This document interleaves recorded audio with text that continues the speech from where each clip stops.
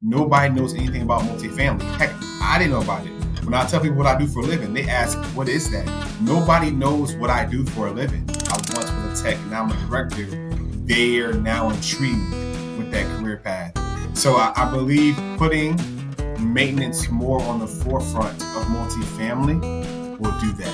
It's going to require the industry to place a large amount of trust in the maintenance side because, again, we've always been on the back burner of maintenance. We're just the guys that turn wrenches. What I thought was I had to be a master at mechanics, essentially, knowing how to fix everything, being able to do it and teach it. Once I got in the role, I learned it was a whole lot more admin and people management skills. And I had somebody call me and say, hey, listen, this is what I'm working on. I would like you to help. Kind of give me the parameters without my boundaries. That was when I was first introduced to the career side of maintenance.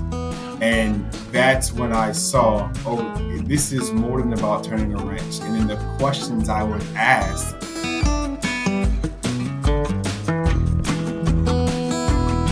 Excited to do this together. Welcome to the show. Thanks for having me. It's an honor that you asked. Thank you. Brian, you had a tremendous career in a facilities management in an industry. Tell us a little bit about your background. How did you start in the industry? Tell us a little bit. Take us on your journey so far. Okay. So in high school, I didn't know what I kind of wanted to do. So my parents signed me up for a trade, which was HVAC. So I attended Lincoln Tech in 2003 and 4. So once I got done with Lincoln Tech, looking for a job, not a lot of offers out there for a little bit of experience. Got pregnant with my oldest son and needed to actually find a job that can take care of him. So property management, they called me back, made me a good offer. I saw it was a good skill set. So I kind of got started there back in 04, provide for my family and myself. So I kind of just kept it going. So your journey and then your advancement from the maintenance tech, I'm assuming that the next step was a service manager, right? What was your Yeah. first promotion? First promotion was an assistant service manager. That came in 2009. Yeah. I just moved back to Virginia from South Carolina. One open. I applied. I got that position. Then around about 2012, they asked me to go to a site to kind of do some cleanup work. What I didn't know was they were going to move me there and promote me to be a service manager. So that took place at like 2011, 2012. A little small site, 200 units, 3-man team, me and ASM and the tech. That was my second promotion. Then my third one was to a service manager to a larger property, about 566. It was a 6-man team, including myself. So that was my second promotion as a service manager. Then my next promotion was to a regional maintenance associate. I was going around kind of helping our company acquire new properties through takeovers, due diligence, acquisitions. So I was on that team in between those two roles, and I became an RMA, regional maintenance associate. Then my next promotion was to an RMM, regional maintenance manager. That came in 2018, I believe. I became an RMM. Yeah. And is that your current position? No. So then my next promotion, which was here recently, last December, was a regional director of facilities for Mid-Atlantic and the Southeast Coast. Okay, let's go to what it takes. A lot of the up and coming, talented individuals, professionals, they're looking up to someone like you. And I think, some practical advice will be very helpful, useful to them. What does it take to have such a stellar career and move up and up and up? Dedication. You have to dedicate it, hard work, like being willing to go the extra mile when somebody's not watching. This is a thankless industry. We're not always given the kudos. So being able to operate within that and not get a thank you all the time. That's what I tell all of my people that I work with. And then passion, having a passion for what you do. And then just being a people person, being able to relate to those that are at your level, above or below your level. Those are like the core foundation that one would need to kind of get to where I'm at, because everything that I do isn't 100% mechanical. A lot of it's personality based, whether it's me to a client, me to a candidate, or to an employee. A lot of it is just dedication, me being dedicated to learn this asset inside and out so I can then teach or hire to it. So that will be the foundational advice I would give anybody. I'm glad that you mentioned that not everything's technical. A lot of professionals out there would think like the better I'm gonna get at this craft of like fixing things, mastering my craft, I could move up. I'll say that yeah, that could be a part of what you have to do, but there's like so much more to it than that. So going back to your transition from being a technician to being a service manager, what were the things that you thought you needed to become a service manager that you learned they weren't so once you got into the position? What I thought was I had to be a master at mechanics, essentially, knowing how to fix everything, being able to do it and teach it. Once I got in the role, I learned it was a whole lot more admin and people management skills, being able to write scopes of work, conduct RP meetings, create my budget, stay within my budget, present why I need so much money, how I'm going to spend it, how I'm going to maintain it. What a lot of it was strategy. And those are things that I wasn't taught as an assistant or tech. Just that my mind was, give me a wrench, give me a hammer, I'm gonna fix everything. So that's what I learned my first year was the soft skills that were needed. And don't want to jump ahead, but that's why I have a passion for development and teaching, because we don't teach the soft skills enough or talk about them enough in this industry on the maintenance side of the house. It's just turning a wrench. Yeah. Now the next step from like one site to multiple sites. I know that you kind of like you didn't transition directly into like a director role. You were more of floating capacity first. I Yeah. guess it's safe to call that, right? Yep. You were just floating. What were the things that you saw that were needed in order to actually oversee a number of sites versus just one site? Organization, project management. Those are the two things that I affiliated that floating role with. I treated each of my locations as a project. So instead of trying to keep a running document, I kept like a running track of what was going on so I could have a touch base with my managers or meetings to understand what was going on. But being very organized and project management, those are two tools that I've used to kind of help manage, maintain, or run multiple sites.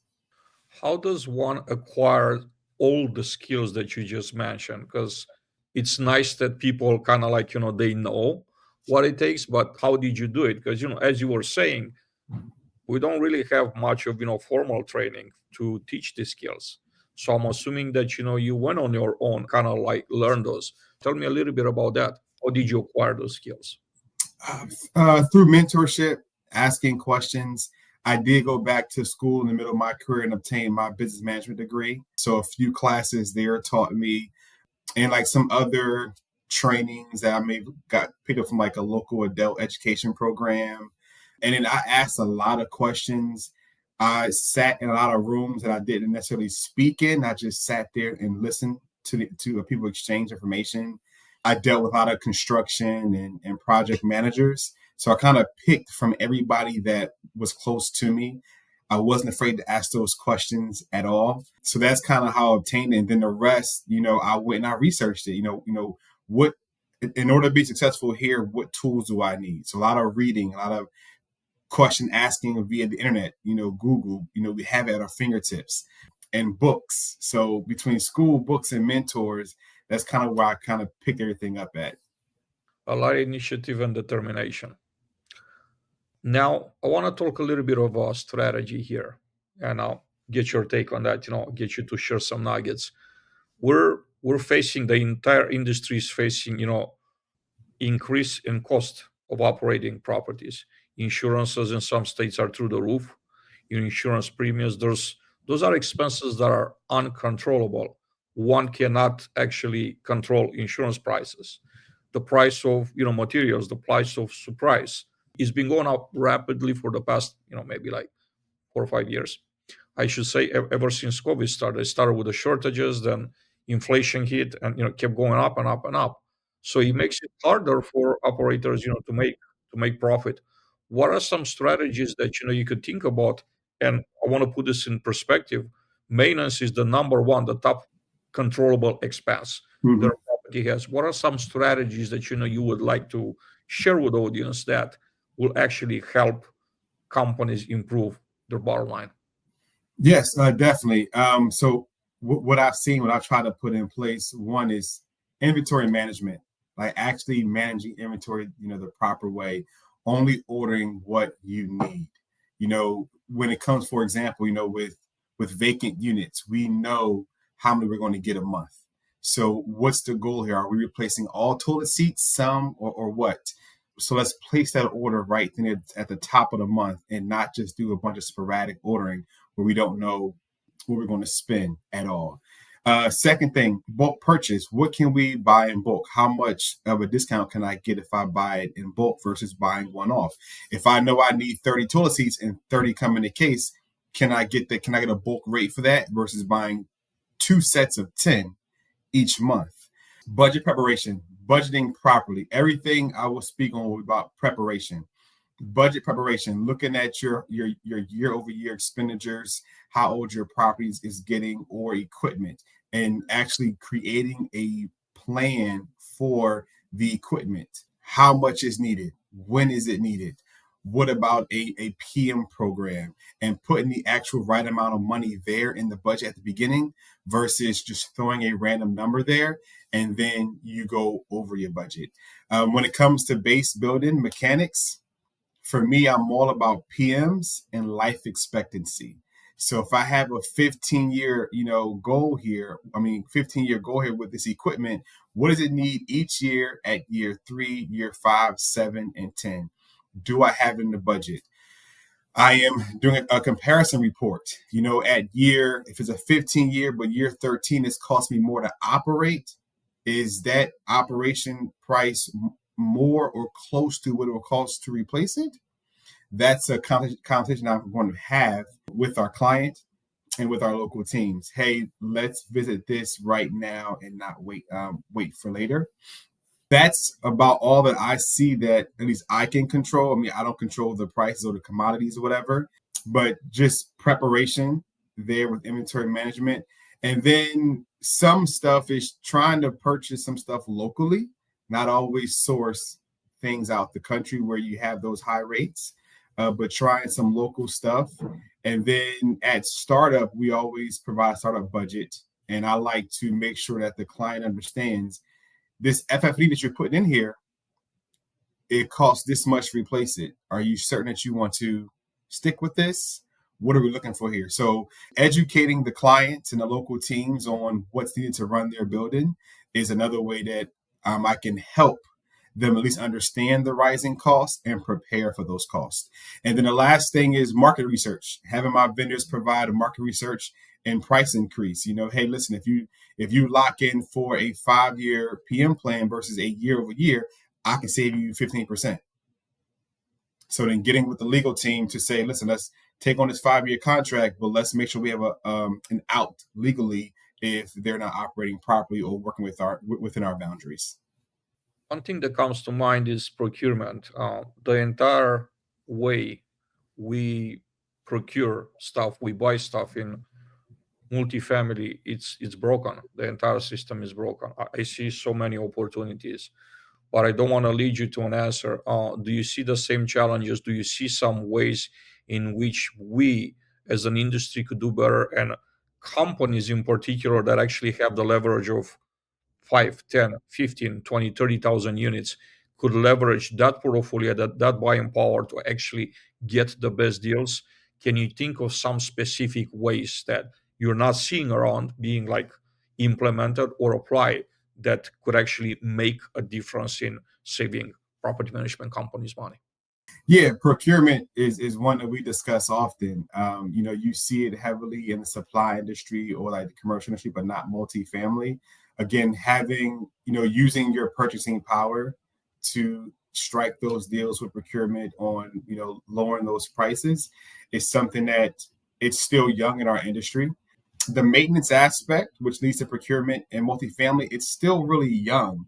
For many years, it was seen as a jack of all trade or a handyman position. So a lot of thought and planning didn't go into this role or this side of the house. So now that we're kind of catching up, proper procurement and placement would definitely help. It would give better pricing. Again, back to the 5-year PM plan. If I've got 50 buildings and I can get 5-year plans procured properly and proper pricing, it will help with our year over year spending and expenditures for those accounts. Now, when you think about the buyer's experience, when you go and use a platform, let's just name, Yardi Marketplace, but it could be their competitors' marketplaces that they have built. To my knowledge, they're not actionable tools that you could use to shop around. Let's just say that your company has 3 MRO suppliers available, Yeah. which you like typing in like red flapper, for example, or fill valve, for the system to have the ability to pull that on a back end and show you that for a red flapper, your best price is going to be Chadwell Supply, for example, or Ferguson or HD Supply. So, do you see any products out there that are actually helping doing that? No, it's funny because we had a meeting about this here recently where my team brought this up. So right now, what I'm noticing when my sites are, people are using random MROs to buy things at a lower cost. In doing that, it's not honoring our partnership agreements, with some of these places. I want to buy a red flapper. Who has the cheapest one based on this marketplace? Can you do that? Can we hit a Lowe's and HD and Amazon or Chadwell or Granger? Can we search them all with one website? So right now we haven't seen anything. When I've spoken to a lot of these MRO suppliers at like trade shows, they're all working on it because again, this part of the industry is still a baby, what I call it, still brand new. So we're still creating and developing it. And then so those MRO suppliers, they're reaching out to us and asking the question like, what do you guys need to be successful and to honor your budgets? And we're like, I need one location where I look for a light bulb and I can see 4 different prices and I can pick the one that is within spec, within my budget, and order it right there. I'll say the great news is that there's technology being developed as we speak. It's not like widely known, but there are folks just like you and I thinking about these challenges, and they're actually developing products to help with that. So that brings me to technology. From a technology perspective, what are some tools that you see right there that are actually working that could improve the way we run maintenance to actually help the teams improve their efficiency? We use a few like auto bots, I forget the names, where the resident actually they can call in work orders and place them in with the bot versus with the person. I know we're currently using those and piloting those. To, in my opinion, they aren't the best. The con is the questions on how often is this happening, kind of seeking more information to kind of generate that ticket. And then, a different CMMS program, one that's driven by maintenance. There's this idea out in the industry, out in the world of the industry, that like a Yardi is a true CMMS. And I'm like, when it comes to maintenance, it's not. So being able to house PM documentation, asset tagging, and work orders is what our side of the house needs. And then, of course, as always, the BMS systems, those are improving and becoming more AI generated to kind of seek out the trends and make adjustments before the spike happens, whether it's hot or cold, winter or summertime. So those are three that I see that are working, but I would definitely want to see improvement on. How about predictive maintenance, Brian? Learning about things that are about to happen before they happen. What's your take on that? Where do you see like what type of need do you see for predictive maintenance in what areas of maintenance? And then Do you see any products? Are you aware of any products? Or like, if you're not aware, what would be very useful to have a tool for? Predictive maintenance is needed in our industry. It tends to be expensive, so that's why we don't use it. What I would like to see some predictive maintenance implemented in our industry is stuff of like vibration or noise, with these RTUs and these DOAS systems to kind of help us understand where it's at, what's going to fail soon. Currently, I have seen people, conduct IRA scans on switch gears to kind of see what's happening before a shutdown is needed. But those in our industry on the multifamily aspect, that's what I like to see: noise and vibration for the central plant world. Anything, boilers, pumps, all of that, because things tend to change based on days, temperature, dust, and just that area that we're missing because we're not able to be in the room 24/7. How about, I'm curious, how about leaks and mold prevention on those areas? Our favorite word in the industry. So my thought on that is, and this is where, and again, this is me, it's not the industry. My thought on it is when it comes to the leaks, they have equipment and tools now that will shut off the shut off valves if there's a leak, based on it. But for me, it's about the programming. How much water needs to hit the floor of this sensor before it does a shutdown? Because a false alarm on a leak can be detrimental to a building and its systems. If it turns the water off and it's not an actual leak, but it's sweat or condensation, then I have a whole building shut down with my central plant running dry. I have that part. When it comes to the mold, or AMG as we call it in the industry, there are mold spores all over the place. So now it's sensitivity. And then what are we agreeing to? And then legally, what's the right way to kind of word it or frame it? Because what are we admitting to versus not admitting to? Are we saying it's a detriment to health? So when it comes to the mold part, I always look at it legally, because just the world we live in, everybody's ready to say, I have mold here, I have mold there. So if we have a detector and that detector again goes off prematurely, where does that put us at legally? And then of course it's programming and then maintaining the leak detector and the automatic shutoff valves for that space, that area. And now a word from Dean Fungawing, founder and CEO, KAIROS. Next is this fire protection, solution around kitchen fires, right? Again, we are not by any means saying that this is replacing your fire suppression system. This is replacing your building's fire protection systems, which are all regulated by, fire departments and local codes and all that, right? You still have to have all that. But I'm telling you, there's actually a step before any of those systems go off. And that is just knowing what the temperature in that kitchen above that stove is in real time. You knowing that is the difference between you stopping a fire in an apartment and not. If you knew that that apartment was 100 degrees, Adrian, you could get to it with a fire extinguisher. You could wake up the resident, open that door, get in there, solve that problem before it spreads to the whole building. Again, you can also notify the fire department just by the moment that kitchen's over 100 degrees, notify the fire department via text message, email, phone call. You can notify your local building engineer, your maintenance staff, your property management team. Everybody needs to know the moment that apartment's over 100 degrees. Simple solution to a problem nobody ever wants to think about. But this is a life safety issue, and it's no one else's responsibility except for a building owner to make sure that we take care of that building and make sure we protect residents. So we're here to help if that's something that folks are interested in. Now, let's go to automation of the processes where we're using humans to do. For example, dispatching the technicians to certain, like, literally taking the service request and either printing them or handing them to the technicians, or the service manager actually spending physical time actually distributing those. That's one thing. And then the way they typically were, like, historically we've been accessing units, like using that key box in office where it's just a box, or it's like a key track, a handy track, you name it, and back and forth with the keys. Do you have some thoughts on seeing better processes out there to kind of automate, so then there's like less travel to from the office, and less like service managers involvement dispatching the text to certain tasks?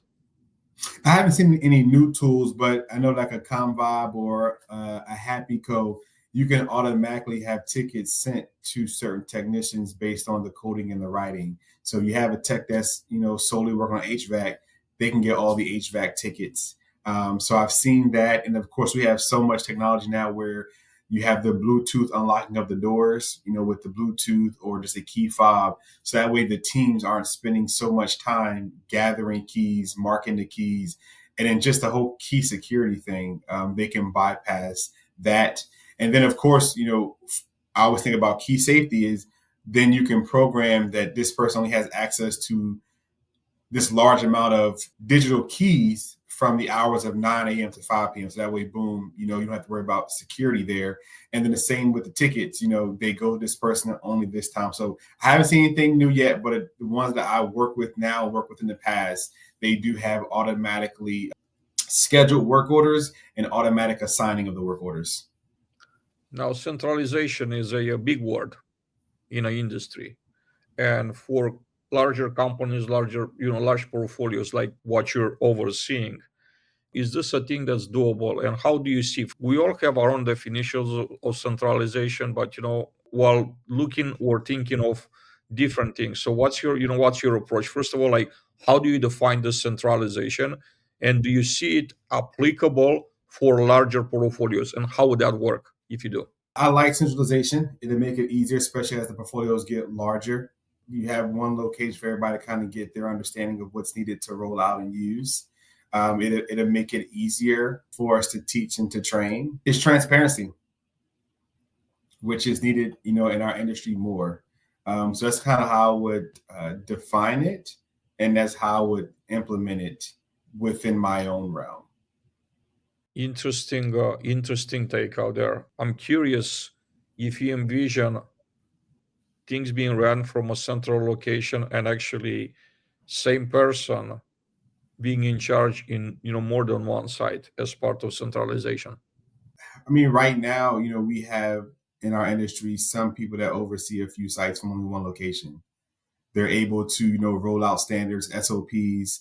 Once you understand the industry and you understand, what asset you have in front of you, you can control from a central location. The facilities world operates that way somewhat. They'll have an FM that oversees, 4 or 5 sites, but they're not at those sites every day. They might be there once a month just to kind of do a check-in, meetings and whatnot. Centralization does help our current problem right now, which is we are unable to find good talent mechanically.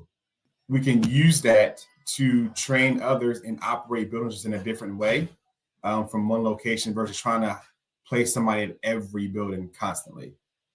How do we take that model from the facilities world and implement it in garden style communities? How do we make that work? We can actually use the same exact model. It's going to be just geographically, and then you have to make amendments based on what base building equipment is there. But again, it's just learning the facility and then making the introduction. A lot of it is it's going to be client buy-in. Are they willing to share one person over across different aspects? But as far as implementing it, it's not that hard at all. It creates more of a career path. Everybody just has to buy into doing it. That's all they have to do. We as an industry are facing a extreme talent shortage. I'm sure that you're experiencing a level of that in your portfolio more or less. How do we tackle this this like industry-wide problem, industry-wide challenge? How do we get better at filling the positions that are vacant faster? And then we also have like a generation that's like Gen X is halfway out, on a way out, pushing 60 years old, some of them. And the physical work is really not an option. They're either retiring or like looking for jobs that they're less demanding physical. And I'm not seeing a lot from the newer, like from the younger generation, stepping into their shoes and taking over. And also, not only that we're missing like bodies per bodies, but we're losing legacy knowledge. People that, were trained, like, learn hands on and know their trade, they're actually retiring. And then how do we pass the baton down to the newer generation with that legacy knowledge that I was talking about? We have to tell our story. I'll say it again. This used to be a handyman position. This is now a career path. I'm on my 21st year. This is a career for me. So telling our story and sharing and showing that it's an actual career path, letting this younger generation see that one, it's lucrative. You can make good money. Two, you can travel and see our country with it as well. And then three, it's not just about turning a wrench. It requires some brain power as well. So that's the first thing, is just telling our story, letting them see that it's not just grunt and dirty work. The next thing is going to be mentorships. People like myself, the generation before me, it is our job, it's our duty to give back. This is how we give back and pass the knowledge on. I've noticed too many times that knowledge is power. In order to keep the power, you don't share it. People like myself, my position, and those above me, we are failing the industry if we do not give back, if we do not mentor, and if we do not share. So that's the second thing. And the third thing is we have to currently invest in our people. We have to. We have to show them where to find the roadmap and what exit to take based on where they're trying to get to. Because no exit is the wrong exit. It's just a matter of what do you want to do with your career and your life versus what I want to do with my career and my life. And then the next thing is stop pitting all of us against one another. It wasn't until recently where I started to network with other directors or regionals from the opposite company. Before it was like, no, we don't talk to them. Well, why not? We're all experiencing the same issues. Why can't we come together, network, and discuss, hey, how are you combating these issues? What are you guys doing? Because most of us are doing the same exact thing. That's what I believe we can do, the changes we can make to fix our industry and to kind of make it more enticing for people, because I didn't believe it was a career path for myself when I came in 21 years ago. For me, it's about taking care of my family. That was it. And throughout the time, I have grown to love what I do and see that it's an actual career path, not just a job. I love the fact that you're emphasizing collaboration. I think collaboration is a thing that's like super underrated in today's environment, and those that actually get in it are up for like incredible wins in the future. It's it is not about like you said, keeping it close to the chest and not share it with anyone else. Also, I just heard something recently on a podcast. Someone was saying A players are hiring A plus players. B players hire C and D players because they feel insecure. You had to look to hire the ones that actually like you or better than you to better yourself. You shouldn't be afraid that they're gonna take your job. When you're hiring those C and D players, you're actually making it harder for all of you. So that really made me think, put a lot in a perspective right there. And now a word from Sean Landsberg, co-founder, AppWork. What you can measure, you can improve. You did mention an average completion time or tracking completion time for maintenance technicians. What other very important KPIs is AppWork capable of tracking? All the data can also be broken down. All those KPIs can be broken down, like we said, on a property level, technician level, or back up to a portfolio level. But even within a technician, you can break that down based off of the categories. You can see, how is this technician doing with HVAC work orders, with plumbing work orders. We also took the concept of KPIs. A lot of companies use a KPI to say, well, how is somebody doing? And let's look at his KPIs. But another thing that we actually did is we took that a step further, where we actually translated those KPIs into sentence-based comment. The system would actually automatically spit out, an actual actionable sentence, whether it's positive or negative, based on the technician's performance. How do we advertise outside the industry? What are some ways in which we could actually get to where those candidates are? What type of messaging should we share to actually make it attractive for them and actually letting them know that multifamily, it's an industry. A lot of people don't even know. They know apartments exist. A lot of them live in apartments. They just don't realize that it takes an entire industry to keep the lights on, to keep things running. They don't realize it's an industry like hospitality, for example. I'll say the same thing I said before. It's about us telling our story. Getting maintenance involved in the hiring fairs, the local trade shows, letting people see us. It's funny because I'm beginning to kind of start making my way around hiring fairs. And so when people hear that I once was a tech and now I'm a director, they are now intrigued with that career path. So I believe putting maintenance more on the forefront of multifamily will do that. It's going to require the industry to place a large amount of trust in the maintenance side because, again, we've always been on the back burner of maintenance. We're just the guys that turn wrenches. It's a lot of storytelling right now because, as you stated, nobody knows anything about multifamily. Heck, I didn't know about it. When I tell people what I do for a living, they ask, what is that? Nobody knows what I do for a living. Everybody knows what a regional vice president of operations does, but no one knows what I do. So people like myself sharing the story is what's needed to really get it out there. So I want to go back to the technology side a little bit. There's a question that I missed there. What do you think about the advent of artificial intelligence? It seems like it's taking over the world, and we can't just be like an island.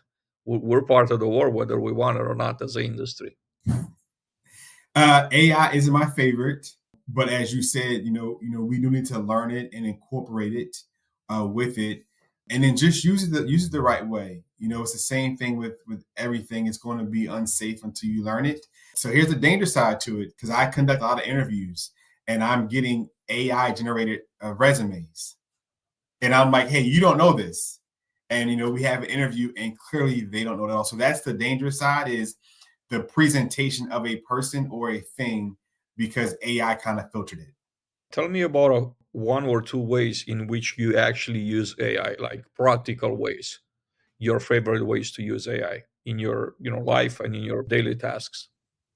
I use it mainly for like crafting emails. That's about the most I do with it. If I'm sending an email out to a lot of stakeholders or like a large client group and I want to make sure it just really kicks and read a certain kind of way, I'll use like a chat GPT, for example, as far as an AI, just kind of get that tone and make sure like grammatical things are done, grammarly, nothing major. Everything for me is just centered around writing, make sure that the tone is just right. I'm just starting to really dabble into it and kind of, deep dive into how it can benefit us. Because as you stated, it is changing the world and I don't want to get left behind with it at all. But I think that we need to teach people how to use it for work. I believe it's being used wrong for work. It's changing presentations and perceptions, and it's making it harder for projects to get across the finish line or people to get hired. You mentioned storytelling twice during our conversation. You're a believer, and I love that. I believe that storytelling is so powerful. So I want you to share the story of an event that influenced you the most, like a specific event, something that happened in your career that had the most influence in how your trajectory went from then forward. Hmm. That's a good question. I would have to say when I became for a while, I was a director for another company, for a managed owned company, and I had somebody call me and say, "Hey, listen, this is what I'm working on. I would like for you to help. Would you kind of come on and assist?" I said, "Sure, I would. Would it kind of give me the parameters without in my boundaries?" That was when I was first introduced to the career side of maintenance, because now I'm going to functions with local politicians discussing, future projects, land purchasing and whatnot. And that's when I saw, oh, this is more than about turning a wrench. And then the questions I was asked, the questions forced me to tell a story about it. And that's when I realized, oh, I need to have more than the elevator pitch about my career, but I need to actually tell the story, why I'm trying to, what I have done, and what would I do in the future. And that's when it really clicked for me on, oh, this is a career. This is not just a job. At least for me, it's not. And then I took that, and as I began to tell my story, I began to hire people a lot faster because they saw themselves in me. They saw themselves potentially getting to my level by using my story as a roadmap. So I think that was the most significant part, is the switch for me from being just a wrench turner to this being an actual career for me, and looking over it and then sharing my career path and journey and the steps needed, required, or expected to kind of get here. Let's go to shoutouts. Who are the people that influenced your life and your career the most in a most positive way? And tell me why. Why did you pick those individuals? Okay, first, interesting. So, first one would be Leslie Catlin. She was my regional while I was still on site years ago. She really believed in me. You know, she saw my raw natural talent, and she helped me. She saw the rough rock, and she helped me smooth out all those ridges, and go from wearing khakis and boots to a button up and some slacks. She helped me kind of get into that room. My first service manager, Bo Ratton was his name. He was my manager back in 2004. He took a chance on me coming fresh out of Lincoln Tech and offered me a position and helped mold me. As I've gotten up recently, a friend of mine, Brandon Jones, he helped keep my life raft inflated. As my career path, kind of took ebbs and flows, and I wasn't sure of this. Maybe I want to leave the industry. I'm not being hired for the right role. He was the one that kept saying, listen, you operate and think differently, and everybody isn't at your level just yet. So you have to be patient. So Leslie Catlin, Bo Ratton, and Brandon Jones, those are three that I would say kind of help shape me and help get me to where I'm at currently. We focus a lot of talking and telling success stories, but I want to go a different direction this time around and just talk about failures. Yeah, so I'd love for you to share a story of a failure, the biggest that you could think of, and how did that shape your life, your career, and who you became as a learning lesson after learning a lesson from that? Actually, I have two at two different levels in my career. One, I was an assistant service manager, and we had a huge leak, and I was supposed to follow up on this leak, kind of walk through it, make sure everything was good to go. Got busy, got distracted, forgot to miss it. Of course, as you know, it delayed the rebuild process because nothing really dried out, and it affected us financially, and then it affected our ratings, across social media. That is one of my failures because I failed to follow up, and I could have saved us a lot of money and our reputation score if I had just followed up. So that was probably my first failure, again, years ago, that I learned from. A second one would be, had a building that was experiencing a lot of leaks through the building envelope. I failed to push senior leadership on removing everybody from that tier to fix it properly. And in so, a lot more damage was done to that tier and just personal belongings that, again, costed us money, and then it costed us reputation. What I learned from that was to lean on my experience. I was in both those roles for a reason. So if like the second one, I know what I know, and I have the resources at my fingertips. So it's using those resources and saying, no, this has to be done this way. And I think about those two things often whenever I'm in a battle with somebody, especially the second one is no. So here are your options. Option A, option B. Which option you want? And whatever one you pick, just I'm gonna walk away from this. So kind of really learn to stand my ground in this industry and in my position. Those are two of my failures throughout my career. One of the things, Brian, that I'm thinking a lot about lately is legacy. When it's all said and done, like, what's left behind. I want to get your take on, legacy. When it's all said and done for you, what would you like your legacy to be like? How would you like to be remembered?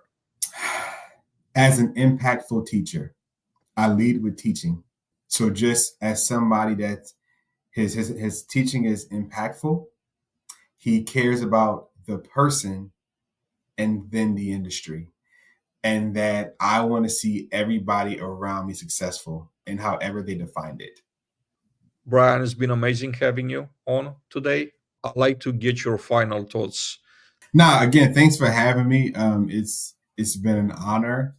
I think I shared everything that I kind of wanted to share about the industry. I am thankful for the industry and the mentors that have taken my hand and kind of helped me. Right now, my plan really is to give back, point people in the right directions. Everybody doesn't know where everything is at all the time. The industry has been good to me over these 21 years. I am excited for the growth and changes that are coming soon. I do see multifamily operating as commercial here shortly, just given the state of our country and the state of the markets. So I'm really excited to see how that kind of how that plays. Again, Brian, it's been amazing having you on. Thank you so much for making time being with us today. I can't wait for this to be published for the episode. Me as well. Thank you.